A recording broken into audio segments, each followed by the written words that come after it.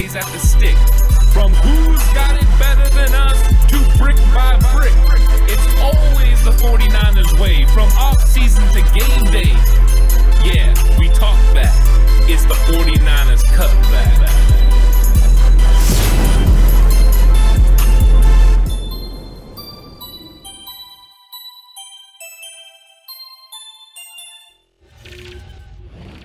It's 49ers Cutback Podcast time. Welcome to the game recap. 49ers absolutely dominated the Los Angeles Rams 31-10. Alex, it was a great performance, and I'm super excited about it. I know we both picked wins, and the 49ers confirmed that with a nice dominant victory. The hood is now off. Alex is ready to speak. He's locked and loaded.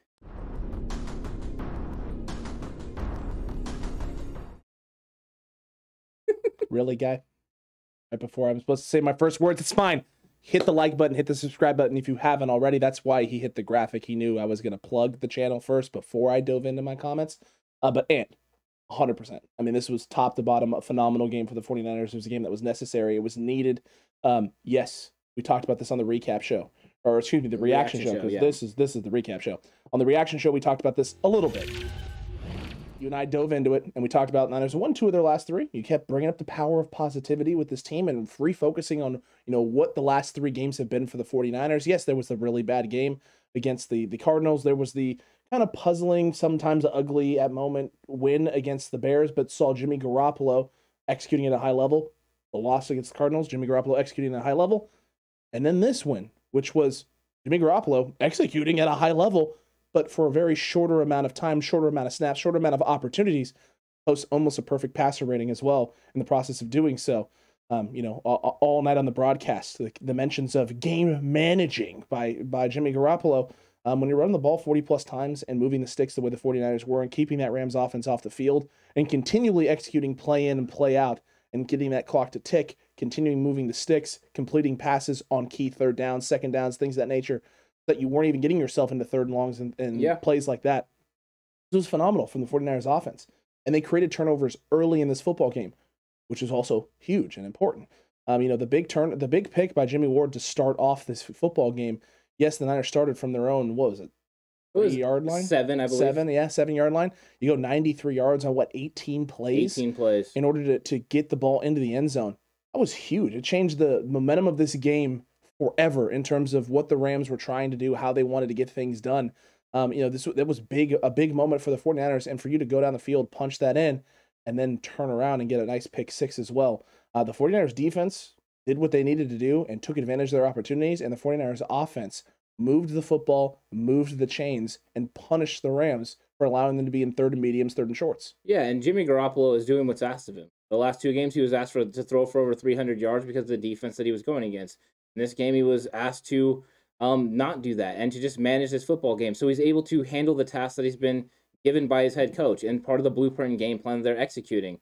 And you're right, this first drive was so important because it set the foundation for what was going to happen this entire game. They were setting the tone that they were going to be able to out physically match this Rams defense, and they went after him in a big way. And they got the ground game going, and they really established it early on. And that's what you're trying to do as a team. And, a big play, a long touchdown is a gut punch. It's something that, it hurts you for a second.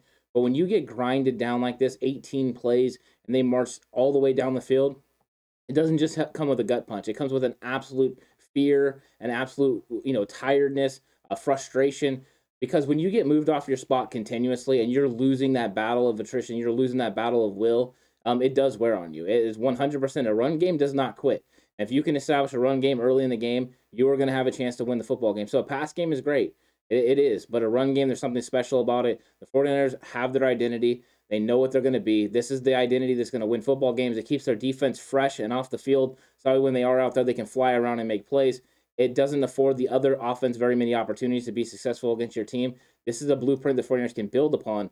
And now that they're going in the right direction, I'm encouraged and I'm excited about what they can do, because Jacksonville's another winnable game. But in this football game, the 49ers pretty much executed at will. They played the game plan that they wanted to play, and this is what we've been expecting from them all season. It's just finally they put it together. That's the key right there, is putting it together, executing when you need to execute. Right. The back's up against the wall right now with this team in terms of their lack of execution, them not putting themselves in positions to be successful. penalties at the wrong time, right?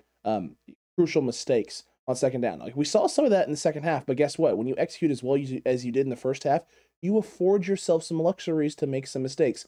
Max snapping the ball early, right? And having Jimmy toss a pitch out in space where weird. No one on the offensive line moved, and now you're in a 2nd and 16. And then after that, you get what was it, a hold or something to move you back even further? No, it was I believe it ended up being a Jeff Wilson false start as well later on. It's true. So you end up being a 2nd and 21 or something to that effect. So the 49ers, you did some things later in this football game that, set yourself back a little bit and hurt your team a little bit. But when you execute as well as the 49ers did on both sides of the football, and even in the special teams aspect as well, to the extent that they did, where you didn't really have many misses, if any misses, you allow yourself the flexibility and the ability to later in the football game maybe be a little bit more aggressive, maybe try and do some things we saw a couple times where even Kittle, trying to fire off and make sure that he sealed his block and got his guy in space, jumped a little early. Those types of things don't hurt you later in a football game if you're playing with a lead or you've been executing at a high level in which you have full confidence that you can go down the field and do what you want to do when you need to do it.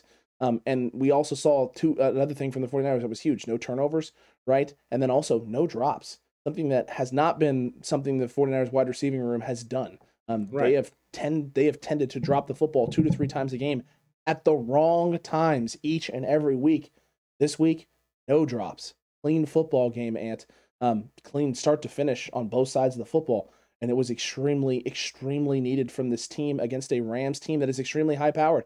Megan at one point turned to me and said, hey, you can relax a little bit. And I just got to lead us. This is the Rams. This is the Rams we're talking about. This isn't Jacksonville. This isn't, the Bungles playing like the Bungles, right? This is not the Jets. This isn't the Giants. This is a team that at any point in time could go down the field in 3 plays and score a touchdown. 1 play and score a touchdown. I am not going to be comfortable with this lead until we get ourselves up 3+ scores and have full momentum. And, after we go up 3 scores, we get a couple of stops on some drives. And we did. We got up 24-7 and got the 3 and out after that. And she looked at me and she's like, "You feel better now?" And I was like, yes. I feel like this team has complete control of this football game. And I no longer have any worries. I can relax a little bit now. This team is in the driver's seat. They've now shown it. They did the thing that I needed for them to feel comfortable in this game, where as a fan, I could sit there and watch it and go, this team is in complete control. They're controlling both sides of the football. They're not letting their foot off the gas. It's something that, we haven't seen consistently from this team this season. And now, Ant, second half of the year is upon us. Right. And we just saw it in a huge way. Yeah, and I think one of the most important things was they did what they needed to do. You talked about those penalties that they had in that situation where they got 2nd and 21. And what they realized is in that situation against this football team, what we're going to do is we're going to play for 3. So they try to get 5 here and try to get a little bit more here and just get in a better situation where Robbie Gould could convert on the field goal, and he did. So they walked away with points. So they were consistently making enough plays to be able to keep the Rams off target and, off balance. And that's what you have to do against a team like that. And I thought the 49ers executed in a big-time way. And they were able to really get this game going. And it was a really start-to-finish victory for the 49ers. And the way they handled it was impressive. I think everyone walking away from this film, especially the 49ers themselves, are going to be happy with it. I'm sure there's still going to be some mistakes that they have to clean up. There is in every single football game. You're never going to play a perfect football game. But as far as execution and timely manners and when you needed to, they handled business. They overcame mistakes.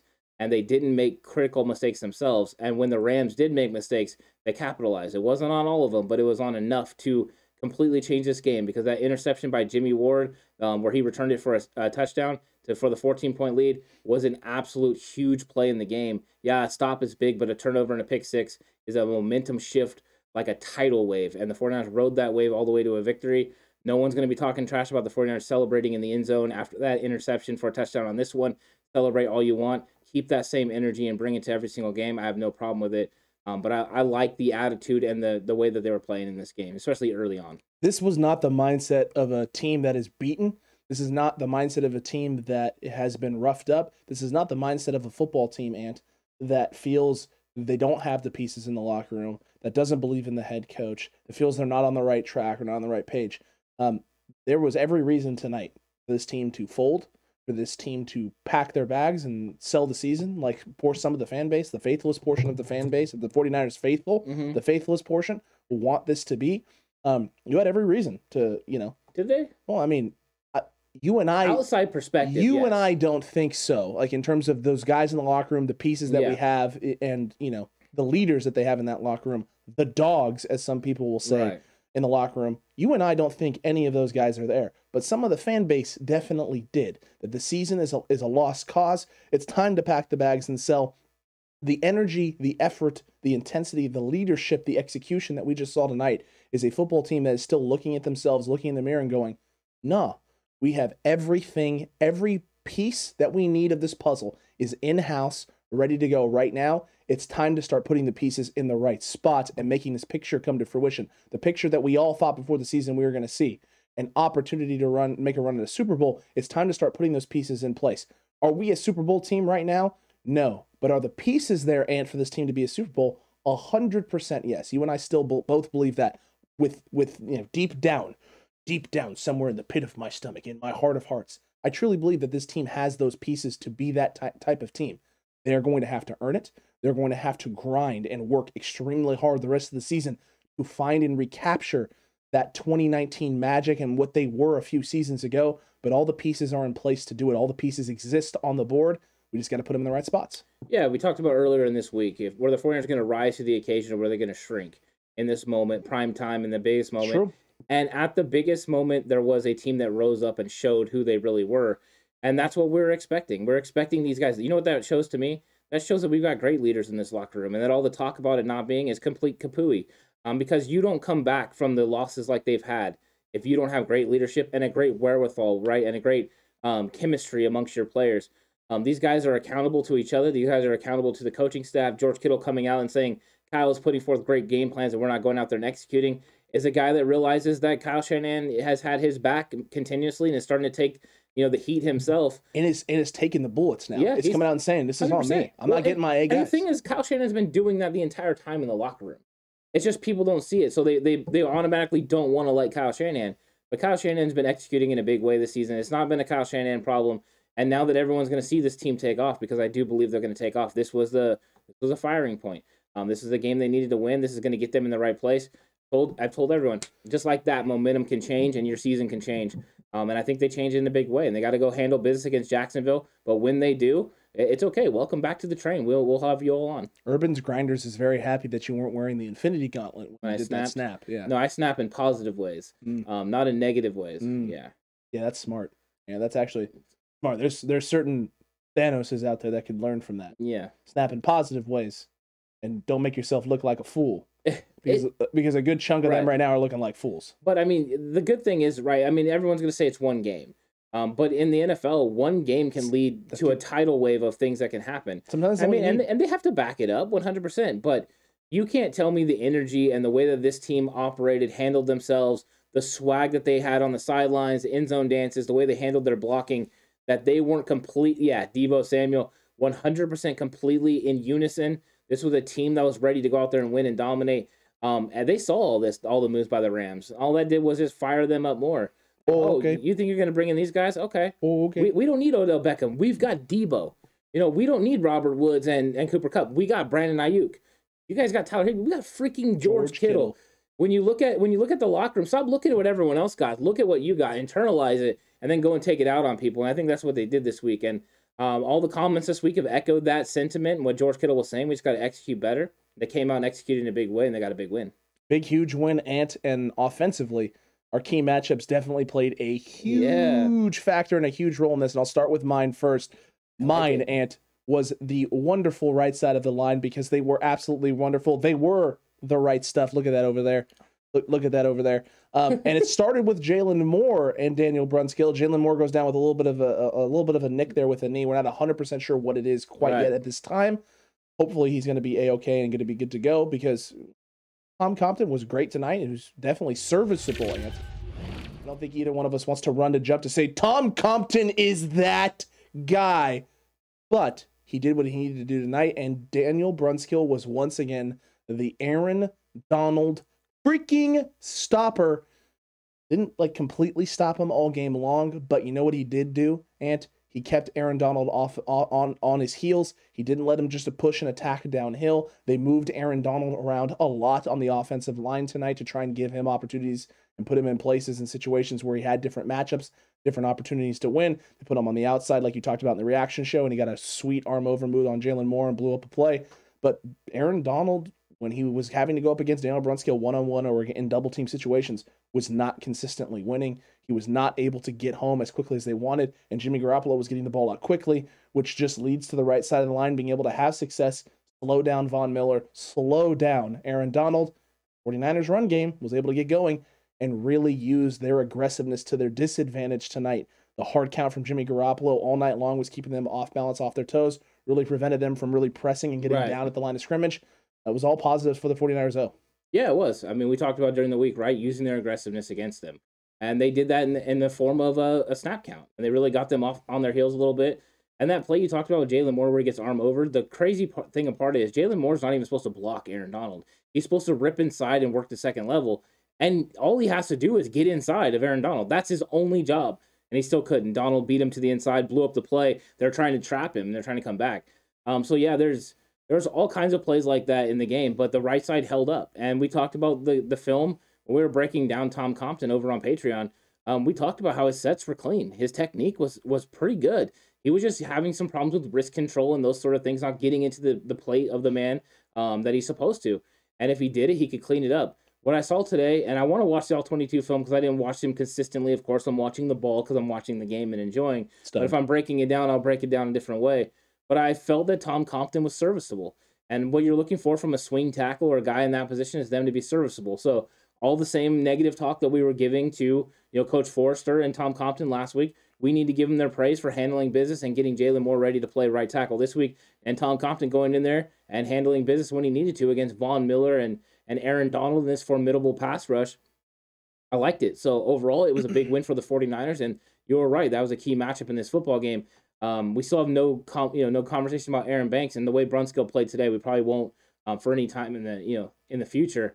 But for my key matchup, it was the 49ers offense against clean game because you had to play a clean game. There's Mr. Clean there.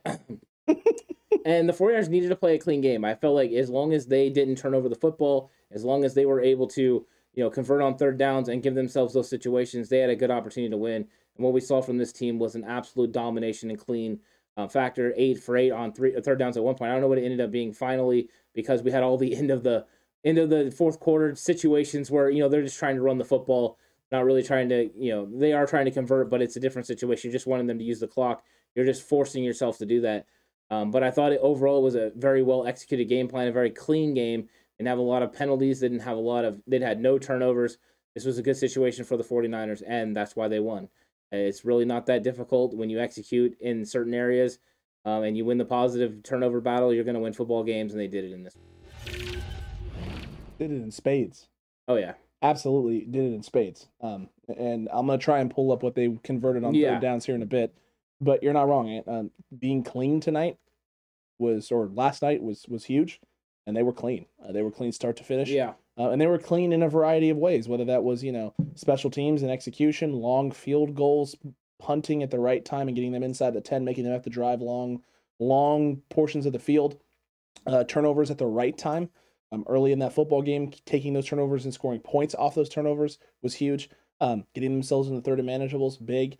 And the penalties that they had late in the game were them being aggressive and the foot on the gas pedal. It wasn't them reeling, having gotten beat deep. It's pressing on the football. It's coming downhill. I had no problems with any of those pass interference calls. Those are fine. Those are the types that you want in a team that's being aggressive and assertive with a lead, trying to enforce it and impose their will on a football team. All night long during the broadcast, you hear the announcers talking about the 49ers want to establish and assert dominance and being physical and bringing the physicality to the Rams. They did, and they can do this to every team in the league. They truly, truly can. They have the dogs, they have the dudes to accomplish that. They have that physical presence. And when you get Dre Greenlaw back, you're going to be able to do it in an even bigger way with Fred Warner in the middle of the field, playing in the box where he operates his best. He's operating incredible right now. playing outside. And I'm sick of hearing all these people talk about how Fred Warner isn't playing out of position. Watch the game tonight. He's playing outside linebacker. He's not even in the box. He's playing out in space, covering swing passes, covering guys going out in motion, and still somehow coming into the box to make tackles and stop guys for 4-yard gains when he's playing outside the hash marks, halfway between the hash and the numbers.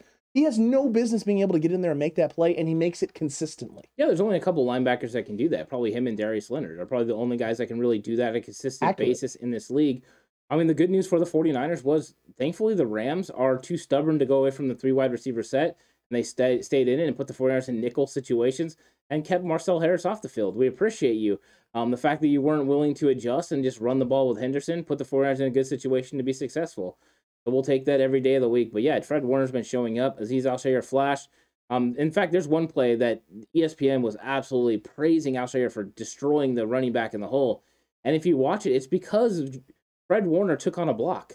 He takes on the block that frees up Al-Shaair to be able to make the tackle. And he's doing that because he knows he has faith in his teammate to make that play. But it's complementary football with all your players as well. Sometimes you're eating up plays. Like when Armstead last year would take on double teams consistently, and he was eating up blockers so that way other guys could play free. That's what it's about. It's team defense. It's not about individual stats. It's about how you're playing in that particular situation against a particular team and the matchups. And he's handling business. That's why he's not having a bad year. And the people that do think he's having a bad year, you don't understand football at all. That's just as plain and simple as it is. If you're saying he's not flashing as much as last year, you're 100% accurate. He's not flashing as much as last year. He's doing a lot of dirty work this year. But to say that his play has fallen off is so much false. It's just not true. Fred Warner is still one of the elite linebackers in this league. And the more and more they get healthy, the reemergence of Dre Greenlaw, when he's back healthy, you're going to see him flash even more. Fred's a big-time player in this league, and I think everyone will just be very comfortable with him for a lot of years in the future. I know I am, man. Yeah. I know I am. Fred Warner is a huge part of what I can tell you're kind of wearing his jersey. Yeah, so. I kind of got the big 5'4". He's a Fred stan. I mean, I'll stay being a Fred stan. I'm a Fred stan. I have that exact jersey in my closet, so you do. I'm with you. Look, if being a Fred stan is wrong, then I don't want to be right. I don't. Right. I don't. There's things that we know, right? And Joe Montana was one of the greatest of all time. Jerry Rice is one of the greatest of all time. George Kittle is one of the best tight ends in the league, and Fred freaking Warner is one of the best linebackers in the league. It's not even close. No, it's not close. And if you have questions about it, I would tell you to go watch film, but I don't even think that will help you understand what exactly this man is doing. They could hop over to Patreon and see why we say it. They could, but they're not going to want to watch. If you were, I think some people would. Some. The key word there is some. Oh, of course, it's always some. Always some. Always some. But look, the defense stepped up in a big way tonight. They did what they needed to do, whether that was creating turnovers, whether it was opportunities, whether it's forcing Stafford to make throws with duress and pressure in his face. Stafford was getting the ball out quick too. The 49ers are not going to get a lot of holding calls. So when the D-line is able to break through and get some pressure, and you got guys hanging off of Bosa. Wait, you mean this isn't holding? Apparently not in the NFL. When you got guys holding on to Bosa, hanging on to him, and you got guys bear hugging Samson Ebukam. Eric Armstead at one point too had a guy literally wrapped around his body as he's busting through and not getting those calls. Then the best you can hope for is pressures and putting Stafford in a position where he's got to make throws under duress. And we said this, right? If you get Stafford on the move or Stafford not able to step in and do the things he wants to do with a solid base, Stafford's going to struggle. Well, Stafford struggled. He struggled with guys in his face, whether it was DJ Jones bull rushing a guy straight back into him and him throwing behind I think it was that was Kentavious Street. Was it Kentavious Street? Yeah. Oh, so Street bull rushing straight through, single arming a guy straight back into Stafford. Stafford almost throwing that pick to Fred Warner. Yeah, he threw a little bit behind, yeah. Or the out route to I think it was Cooper Kupp, where Cooper Kupp drops it because the ball is way inside because you had Nick Bosa and Armstead stunting, and Bosa comes free off of it and almost gets his ball literally just passes between Bosa's hands, and it kind of just throws his eyes off. Or Higbee out in space dropping a ball that's not cleanly thrown because he doesn't have a clean pocket. The pass rush did what it was supposed to do tonight, which was disrupt Stafford, a guy who's got an ankle injury, a lower body injury, as well as a little bit of a back issue right now, isn't playing at 100% health and is battling through it with a interior O-line that is weakened a little bit, that got a lot of favorable non-calls from the officials to give them some extra time, so Stafford had those opportunities to try and throw with clean pockets. And forcing him to make better throws and making his guys make plays and make catches. They didn't do that tonight. Those guys didn't make those catches. They weren't able to continue drives and extend things, and the 49ers took advantage of it with a couple of timely picks and had even more opportunities for picks. I mean, Emmanuel Mosley had 2 that were in his hand, and one on one of those screens where Stafford horribly throws that football. That was a Goff-like throw. And Emmanuel Mosley, the ball was heading right towards him. He just has he's like, wait. The ball goes, he literally looks down, and he's like, wait. Huh? What just happened? And Fred Warner almost had one over the middle. And the 49ers had an opportunity for 5+ turnovers tonight. Yeah, and Hufanga knocked away a ball from and it was almost picked, yeah. That should have been intercepted, but Hufanga he's too good of a defensive player, even prevents his own players from intercepting it. But yeah, it was a solid performance by the defense. I thought that at times they played the bend and break don't style. They let the Rams move the ball down the field. The Rams did move the ball down the field, but when they got into the red zone, the defense stiffened up. Whether that was Arden Key coming up with a big sack or Nick Bosa coming in there and making plays, or just timely, plays knocking away the ball, playing defensive, coverages pretty well, and the way they're moving around. Charles Omenihu on his first snap of the game, splitting the double team and getting pressure on Stafford was also glorious. Yeah, see, that's nice. So it didn't always ultimately turn out in sacks, but they did get some sacks down the stretch. Sure. Bosa's a beast, and Arden Key, since he moved inside, has been having a lot of skills and techniques that he's able to use against these guards. He's just too fast. So I like that move of him on the inside, and I think that's something they're going to benefit from in the future. But yeah, there's a lot of promising things about this defense, and I thought that the game plan was very well executed, and that's the key, executed. When these offense and defense execute these game plans, they put themselves in opportunities to win. Today they did that, and they won. And if they are able to do that in the future, they're going to win again. Yes. Yeah. Absolutely. Winning that turnover battle, though, is going to be huge for the 49ers. Yep. If you can keep creating those turnovers, not turning it over yourself, you're going to make the second half stretch of the season is going to be a lot easier for San Francisco on both sides of the football. The defense, you're going to be able to give the offense prime field position or at least opportunities to establish those long drives like they did early. And if you're the offense, that's extra opportunities to score, more chances for you to punch it down people's throats, and also just run that score total up early in football games. Give yourself all the momentum, put points up in a big way. That's huge, Ant. But some of that laid to rest, didn't lay to rest, but relied solely on our key matchups. I mean, we talked about this pre-show. We were 4 for 4 on these key matchups. They were all huge, and the 49ers won all of them. What was your defensive key matchup? My defensive key matchup was the 49ers defense versus third down. It seemed that they were just struggling to get off the field on third downs, whether it was timely penalties or just the other team executing. And they were able to get off the field on third down today. They really were. They were able to win. And especially in the second half, they had the first 3 possessions the Rams had. They went 3 and out. And whenever you can do that, you put yourself in a situation to not only protect your lead, but to build on your lead. And the 49ers executed in a big way. So I thought the defense did a very good job. D'Amico Ryans has tightened up this secondary. They went from over-exaggerating and how they were handling not getting pass interferences to playing in more of a decent amount. They stretched that rubber band to this level. Now they brought it back, and now they're playing it more comfortable. I thought the secondary looked pretty good. I don't mind the defensive pass interferences that we got because they're playing it tough. They're playing it tight, and I liked it. And they were rallying to make tackles, and today they made tackles. And we had big plays that prevented them from scoring in the red zone. On third down, they had opportunities. The 49ers took it away, and that was a big part of this game. So big W for the 49ers, way to handle third down in this game. And when you handle third down on defense and then you handle third down on offense, usually a good sign and a good recipe to win, and they did that today. You're not wrong, Ant. And that was going to be the point I made before I moved on to mine, was it carried over to the offense because they didn't just handle it on defense. They handled it on O. And when your O is consistently converting on third downs and extending drives, the defense is sitting there going, oh, man, we got a nice little break here. This is beautiful. Sit back, relax, right? Give me my Mai Tai. Let's take a sip. Let's enjoy this. Mai Tai, huh? I'm definitely not drinking Mai Tais on the sideline, but I know I was maybe for a little bit on those converting third down. You know what I'm saying? Okay. And celebrating a little bit. Getting happy. Love seeing the 49ers extending drives, Ant. Yeah. That whole first quarter where the Niners basically had the ball that entire time. The happy gentleman. Very, very happy gentleman over here. But defensively for me, my key matchup, Ant, was going to be creating those turnovers. This defense got to be balling. And Ant, you and I both know, the Cutback crew knows, the faithful, the Niners Empire, as our boy Jay in the Bay would say, did that. They were balling tonight. They were getting turnovers. They were creating turnovers. They capitalized on the turnovers that they needed to capitalize on early in this game to give themselves a big lead to play with. It was huge. It was important that they get this done. They got it done. And now, Ant, they need to take this forward each and every week. Keep building on this. You had 6 or 7 turnover opportunities. You only capitalized on 2 of them in theory, right? Only 2 of them. That's the only two that you needed. When you play clean offensive football and you're able to create just a few turnovers on the other side of the ball, that's all you need to take a game and completely shift it into your favor and shift it into your momentum. The 49ers right now have to be sitting there going, hey, look, we had even more chances and we weren't perfect in all those opportunities, but we were good enough. And that's all we have to be going forward in those moments, in those situations. Good enough. Take a couple of those almost and make them surefire ours. Bring the ball back into our favor, right?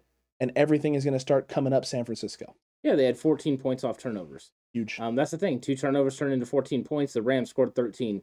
So you didn't have to do much more to win the football game. But those were momentum shifts. I mean, the fact that Stafford turned over in the first drive, it wouldn't have been a big deal if the 49ers didn't go the length of the field and score the touchdown. And the second one's a backbreaker because you get that situation. Now it's 14-0. The Rams would have marched down and scored. The game it takes on a different way and a different feel. So that's what we've talked about in these other games. You mean to tell me if the Rams had executed just a little bit better tonight, the game might have been different? 100%. Wow. I know it's a novel idea, Wow. but that's the thing. They didn't execute, and the 49ers did execute. That's what happens. I mean, and we've talked about this before. Both teams can't execute all the way. It just doesn't work that way. Somebody's going to have to win battles on the field. That's how games are won. Unless you're the Rams and Chiefs from, the 2018, 2017 season. season? Their offenses executed, but their defenses didn't. That's That's the thing is, no matter what, you can't play a perfect game on both sides of the ball, both teams, and then something happen. If you played it perfect, it would just be a stalemate the entire time. You wouldn't, True. You could have one team who executes perfect on both sides of the ball, right? Where every time you touch the ball, it's points, and defensively, it's a shutout. You can do that, but you can't have both teams. I mean, it's a full stalemate. You ended up in a tie. Yeah, well, not even that. Is like if the offense executed full, it would be a touchdown, right? True. If the defense executed full, it's a complete stop. Both things can't happen at the same time. One has to give. One has to give, unfortunately. Lord. Yeah. Who would have thunk it? Yeah, it's crazy. So who would have thunk it? But overall, I thought the 49ers executed well, took advantage of Rams' mistakes. I would have liked to see them take advantage of more. I think it could have been even a bigger blowout. Mm-hmm. But I'm not going to complain about it. I like that they took care of the ones that they did, and the fact that Jimmy Ward, a guy that's been very vocal about what Matt Stafford is, took it out there and took care of business and got things done and led this team. What a dog. And he's one of the leaders on this football team. And having him back on the field was big and pivotal because he's a huge chess piece that he can be used by DeMeco Ryans in a lot of different areas. And he was today, and it was very pivotal. Salute to you, Captain Jimmy. Thank you for making Matt Stafford walk the plank on Monday Night Football. And you brought it up all week long. Are you going to rise to the occasion or crumble in prime time? The 49ers rise. They rose like a phoenix from their own ashes, right, in the second half of this football season in the NFL. But not without the help of some standouts, stars, and studs on both sides of the football. And we're going to start with our defensive standouts. Our block is hot player of the game. Let's get to it.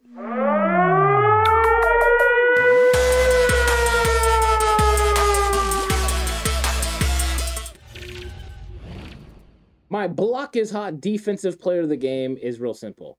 Jimmy Ward.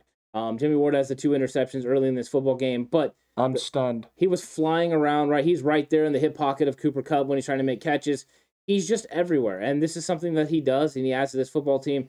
And I also believe that he also inspired Talanoa Hufanga's game because he's able to put him in the right situations to be successful, the game changer. And whenever you have a captain on each level of your defense, it really does help. And we got a real captain in the secondary. You didn't see any problems from Josh Norman because now you have a captain out there, a sergeant, a general that's going to handle that back end. Fred's doing a good job of trying to handle in the front, and he even tries to handle the DBs as well. But when you have a Jimmy Ward back there, there's a lot of respect there.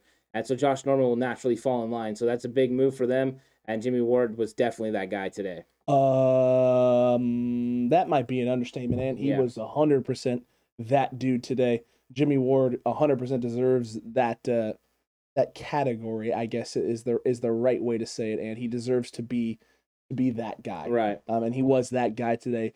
But I can't knock the other gentleman here, Mr. Fred Warner. Fred Warner is another guy for me that is huge. He's been taking a lot of flack. He's taking a lot of criticism from people. He had 6 solo tackles tonight, 2 assisted tackles tonight, 8 total tackles for the game. It's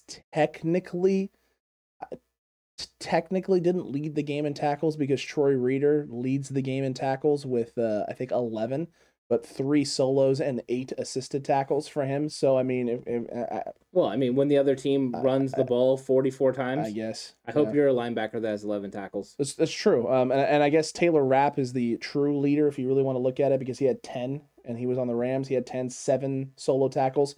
and 3 assisted tackles. But a lot of those tackles were 5, 6, 7, 8, 9, 10 yards downfield. Also, more opportunities. They're on the field. Fred's not on the field very long because his offense is dominating. True. The Niners also rushed the ball over 44 times. So there's also bingo. There's also that, Ant. But look, Fred Warner was absolute savage all night long, whether it's pass breakups. I love the stat that they put up.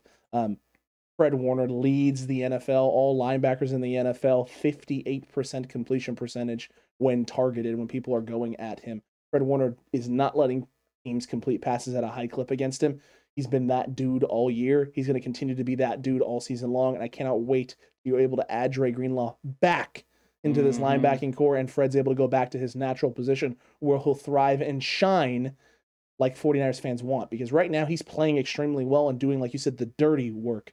But he's not shining, and Azeez is the one that's got the shine, and that's because Fred is doing the job that Azeez should be the guy that should be doing, but Azeez can't do those things right now. He can't cover out in space. It's not a strength of his. Yeah. So Fred is mucking up and taking on that role so that Azeez has those opportunities to shine, and he's shining. He's doing a really good job. He's been fairly consistent with the exception of last week against the Cardinals, which was one of his worst games of the year.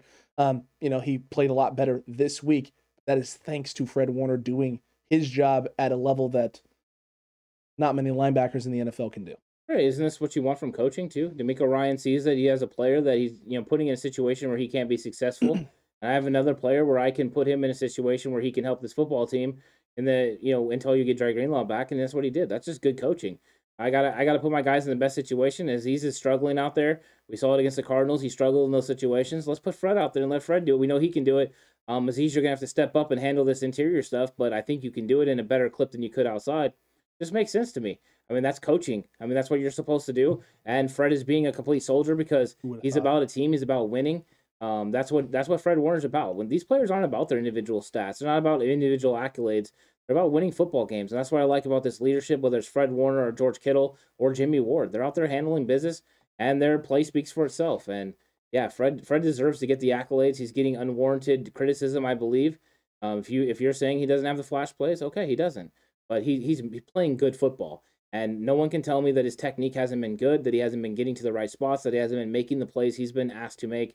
He 100% has. 100% has. He's been taking things away and forcing teams to do certain things and then banking and hoping on his guys winning. Sometimes they do, sometimes they don't. And when they don't, he's usually there to clean it up. And when they do, well, it ends up working out. And there's nothing to complain about, Ant. But that's just on the defensive side of the ball. We got to get over to the offense. And I'll start mine off, but we're going to get to the straight beast offensive players of the game.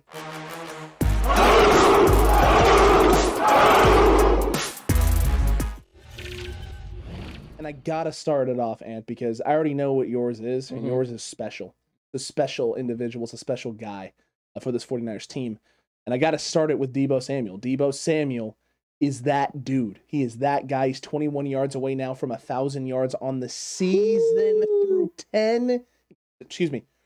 through 9 football games. 9 football games, folks.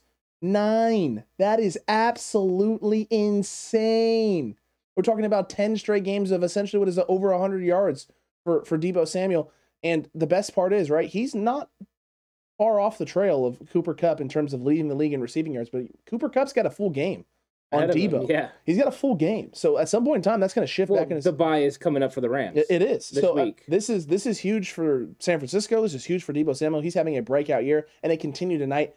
And we saw it in the way that we're used to seeing what we've seen from Debo in the past. Not just as a pass catcher, Ant, but as a running option and a running threat. And I teased it all week long. I said this could be a week where you could see more of Debo Samuel running the football, maybe even in the backfield, than we've ever seen. Madden. It's time to up this dude's carrying rating because I'm sick of, during the Madden playthroughs, having packages where Debo Samuel is a running option in the backfield and him fumbling the ball every time he gets tackled because he's not a running back, he's a receiver. It's poppycock. Debo Samuel can do anything on the field you need him to do. You want him to beat you deep? He can beat you deep. You want him to beat him over the middle? He'll beat you over the middle. Screen passes? He'll take it to the house. Slants? Short stuff?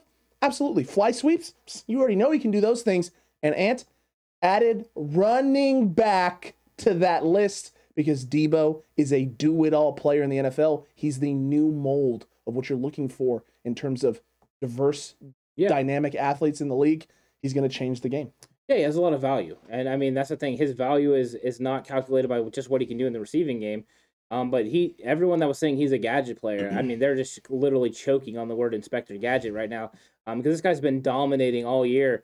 So go Gadget. And, this is the way they've been handling business this year with Debo Samuel's been fun. I've been enjoying it a lot. Inspector Samuel. It's fun to watch. And I like the way that, he's been being used. But he's showing up in big ways. His vision is fantastic. Debo's having the year that everyone expected Brandon Ayuk to have.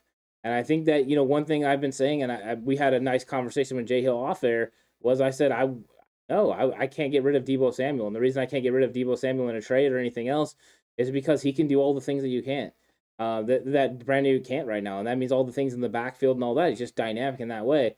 And I actually tweeted on Twitter. I decided I'll go ahead and tweet. And I tweeted the meme, with the guy going like this. And, hey, Jalen Ramsey can't take away Debo Samuel if he's in the backfield.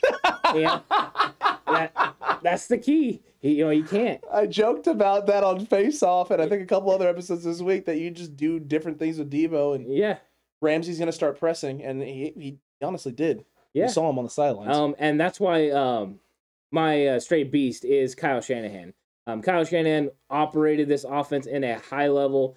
He went ahead and put everyone in good situations to be successful. The way he used Debo Samuel, sweeps, zones, counters, and the way he was able to also get him the ball, but also the guts to go for it on 4th and 5 in a situation where the analytics said he should punt. They should punt. And not only did he not punt, but he called up a play and chalked it up, and Jimmy Garoppolo and Debo Samuel went out there and executed a touchdown pass that completely crippled the Rams for the game. That was it, 31-7. That's the backbreaker.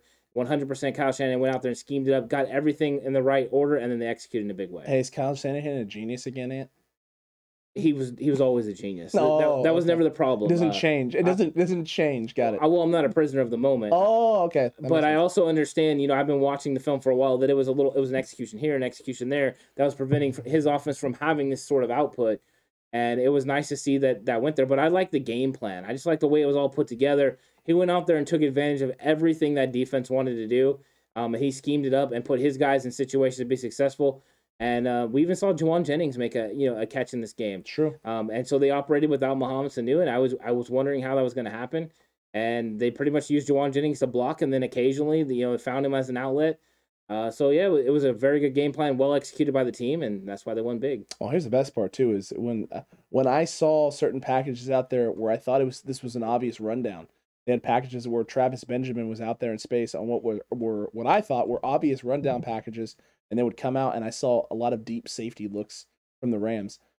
Kyle used packages correctly this game where he showed certain looks where you would think this is a pass potential package, or he had a mixture of Juwan Jennings, Sherfield, with Charlie Warner or even George Kittle and Travis Benjamin out there, and you're like, well, they're not planning to block with Travis Benjamin, are they? They're not gonna run this direction with Travis Benjamin out there, are you? And it really kept the Rams off guard in terms of what do we do here? What are we looking at? What are we seeing? Yeah. And that helped. You talked about playing away from tendency. If you're Kyle Shanahan, doing certain things and giving certain looks to make a team think A and then do B. He did that consistently tonight with his personnel groupings, top to bottom. It was phenomenal from Kyle Shanahan. I absolutely loved it, Ant. Very special straight beast today because very rarely do we get to throw it at a coach. But you're not wrong. It was definitely Kyle Shanahan. And one more point is in this game, you heard the Louis Riddick and them talking about when the Rams were going to go to the 4 down linemen. That set, that 6-2 look that we saw from Arizona, that it was, when is that going to come? And they did it one time in the first half, and it worked. And I remember thinking to myself, they're about to go outside. They're about to run sweeps against it because as long as you handle that edge block, now you can get on the edge. And he comes out in the first half or first play of the second half and gets it to Elijah Mitchell on the outside. They execute the edge and completely take away the 6-2. The very next play, you see that defensive lineman go off the field, and they never went back to it because Kyle Shanahan knew how he needed to execute, understood the situation, then went out and took it away. Didn't hesitate either. Just went after him like, oh, okay, you're going to run that. I know exactly how to beat it. And I like that. Now teams can't do that against him. I was like, oh, if you're going to do this, I'm going to do this. And that was very well executed. I liked it. I liked the way he handled business. Absolutely. And it led to the Niners being able to put the hurt all over the Rams all game long. And speaking of hurt, let's transition right into it because it's time for the hurt business.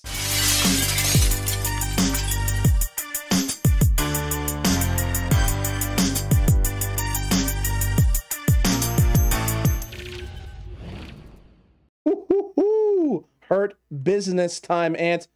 No, not the GOAT tier members. They're not the Hurt Business. They're the GOATs of this channel over on Patreon, who are putting up $16 a month to watch all of our great content over there on Patreon. Appreciate them. We love them. Every single one of those fine folk there. Our GOAT tier members are great.